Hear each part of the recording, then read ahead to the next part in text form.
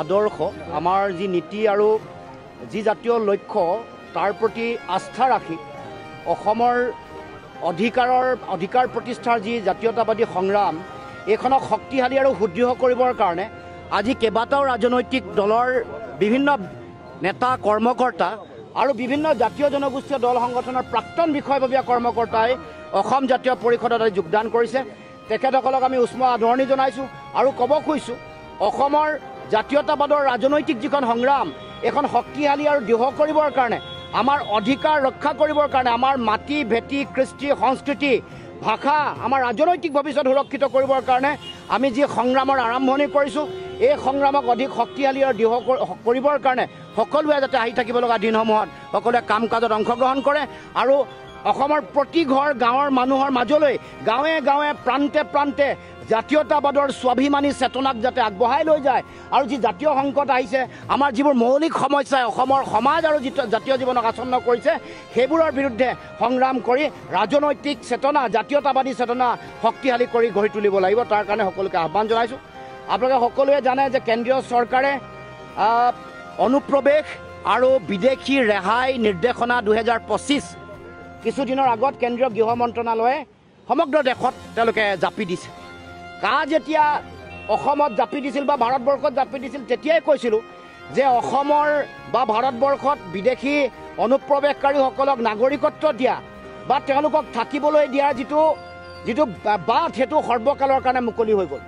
আমি তেতিয়াই কৈছিলোঁ আৰু তেতিয়া যিটো আমাৰ ভৱিষ্যতবাণী এতিয়া প্ৰমাণ হৈ গ'ল। তেতিয়া নিৰ্বাচনৰ সময়ত মুখ্যমন্ত্ৰী কেন্দ্ৰীয় চৰকাৰৰ গৃহমন্ত্ৰী প্ৰধানমন্ত্ৰী সকলোৱে কৈছিল যে 2014 চনৰ পৰা আৰু নাহে। আমি সেই 2014 চনলৈকে বিদেশীক দিব খোজা কথাটোৰে বিৰোধিতা কৰিছিলোঁ কাৰণ আমি 43 বছৰ সেই সময়ত এতিয়া 53 বছৰৰ বিদেশীৰ বোজা অসমৰ মাটিত জাপি দিব খুজিছে। অসমে কোনো কাৰণতে বিদেশীৰ বোজা ল'ব নোৱাৰোঁ। অসম বিদেশীৰ চৰণীয়া পথাৰো নহয়, অসম বিদেশীৰ ডাষ্টবিনো নহয়। অসমত বিদেশী নাগৰিকৰ বোজা জাপি দি যিটো সাম্প্ৰদায়িক সম্পৰীক্ষা দেশত কৰিব খুজিছে, বিহাৰ পশ্চিমবংগৰ নিৰ্বাচনৰ বৈতৰণি পাৰ হ'ব খুজিছে, অসমক গিনিপিক সজাই অসমৰ ভৱিষ্যত ধ্বংস কৰি যি এই নিৰ্দেশনা জাৰি কৰিছে, যি আইন জাপি দিছে ইয়াক বাতিল কৰিব লাগিব আৰু অসমত কোনো কাৰণতে এই আইন জাপি দিয়াৰ যি কথা সেইটো বন্ধ কৰিব লাগিব। গতিকে আমি আজি সমগ্ৰ অসম জুৰি এই প্ৰতিলিপি দাহ কৰি নিৰ্দেশনাৰ প্ৰতিলিপি দাহ কৰি আমি প্ৰতিবাদ পুনৰ কৰিছোঁ। সংখ্যাৰে গাৰ জোৰেৰে দিল্লীয়ে এইখন আইনখন আৰু এই নিৰ্দেশনা দুয়োখন তেওঁলোকে জাপি দিছে। কিন্তু অসমৰ ৰাইজে মনা নাছিল, নামানে আৰু ভৱিষ্যতেও মানিব নোৱাৰে। অসমৰ মুখ্যমন্ত্ৰীয়ে কৈছে যে আইনৰ যোগেদি 3 গৰাকীয়ে নাগৰিকত্ব পাইছে, 12 গৰাকীয়ে আবেদন কৰিছে। কিন্তু মুখ্যমন্ত্ৰীক ক'ব খুজিছোঁ ৰাষ্ট্ৰীয় নাগৰিক পঞ্জীত কৰ্তন হোৱা 19 লাখ মানুহক নাগৰিকত্ব দিয়াৰ ষড়যন্ত্ৰ কৰি আৰু এই নিৰ্দেশনা আপোনালোকে আনিছে। 94,477 গৰাকী ডি ভোটাৰক নাগৰিকত্ব দিবৰ কাৰণে আপোনালোকে এইকেইদিন আপোনালোকে ৰণকৌশল ৰচনা কৰিছে। আপোনালোকৰ মন্ত্ৰীয়ে কৈছে ৰাজহুৱাভাৱে, তাৰ পাছত মুখ্যমন্ত্ৰীয়ে কোন হতেৰে কয় 3 গৰাকী মানুহে নাগৰিকত্ব পোৱা। আৰু আপোনালোকে কৈছে যে ৰাষ্ট্ৰীয় নাগৰিক পঞ্জী ত্ৰুটিপূৰ্ণ, ইয়াত ভুৱা নথি পত্ৰৰে বিদেশীয়ে নাম সোমোৱাইছে। সেইসকল মানুহৰ নাম কৰ্তন হ'লে 19 লাখৰ লগত আৰু 21 লাখ বা 31 লাখ মানুহক যোগ দিব লাগিব। তেতিয়া 40 লাখ বা 50 লাখ মানুহক নাগৰিকত্ব দিয়াৰ বাট অসমৰ মুখ্যমন্ত্ৰী দেশৰ গৃহমন্ত্ৰীয়ে বাট মুকলি কৰিছে। গৃহমন্ত্ৰী আৰু অসমৰ মুখ্যমন্ত্ৰীৰ এই দুৰ্বল ভূমিকাৰ কাৰণে, নিজৰ ক্ষমতা আৰু গাদী ৰাখিবৰ কাৰণে জাতিটোক সংকটত ঠেলি দিয়া এই কাৰণটোৰ কাৰণে আজি অসম এই অৱস্থাত আহি পৰিছে। কাৰণ আন ৰাজ্য উত্তৰ পূৰ্বাঞ্চলৰ আন 5খন ৰাজ্যতে তেওঁলোকে প্ৰতিৰোধ কৰিলে। মণিপুৰে কৰিলে, নাগালেণ্ডে কৰিলে, মিজোৰামে কৰিলে, মেঘালয়ে কৰিলে।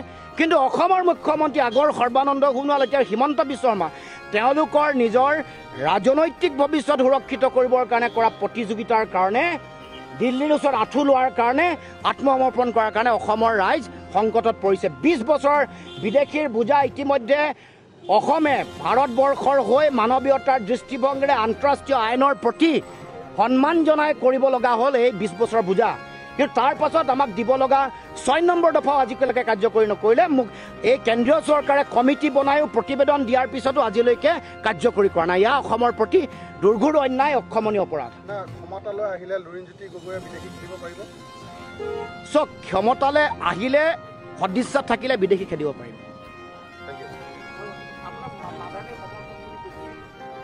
মইতো মাদানীৰ লগত হিমন্ত বিশ্ব শৰ্মাৰ সম্পৰ্কটো ভালকৈ কৈয়ে দিলোঁ, মই তথ্য পাতিসহ।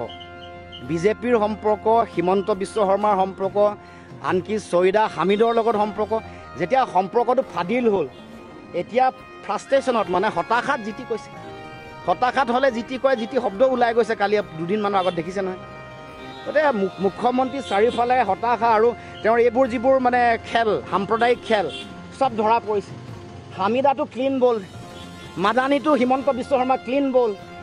তেওঁ জীৱনত কেতিয়াও এনেকৈ হাৰিয়ে পোৱা নাই। এইবাৰ প্ৰথম যেতিয়া তেওঁৰ গোটেই এনেকুৱা সাম্প্ৰদায়িক ৰাজনীতিৰ ষড়যন্ত্ৰটো ধৰাৰ পৰিলে, এতিয়া আজমলৰ মুখখন যিহেতু নচলে, বাহিৰৰ পৰা সাম্প্ৰদায়িক এজেণ্ট আউটচোৰ্চিং কৰিছে হিমন্ত বিশ্ব শৰ্মাই। আউটচোৰ্চিং কৰি তেওঁলোকক ব্যৱহাৰ কৰি অসমত তেওঁৰ সংকট, জাতীয় সংকটৰ কথা তেওঁ উপলব্ধি নকৰেতো। জাতীয় সংকট উপলব্ধি কৰিলে কাৰে বিৰোধিতা কৰিলে হ'লে? এতিয়া জাতীয় সংকটৰ নামটোহে লৈছে, সংকট তেওঁৰ নিজৰ। তেওঁ নিজে নিজৰ গাদীখন ৰাখিব নোৱাৰাৰ কাৰণে এই সংকটৰ কথাবোৰ কৈ কৈ কৈ কৈ মানুহক বিপথে পৰিচালিত কৰিছে আৰু সাম্প্ৰদায়িকতাৰ কথাটো বাৰে বাৰে মানুহৰ মাজলৈ ঠেলি দিছে। ভাগ্ৰামা মহিলাৰী ডাঙৰীয়া এটা সময়ত বিজেপিৰ লগত আছিলে, তেওঁক সংকটত কোনে পেলালে? বিজেপিয়ে পেলাইছে। প্ৰমোদ বড়োক তাৰপিছত তেওঁলোকে CM বনালে, এতিয়া প্ৰমোদ বড়োৰ সংকট আহিছে।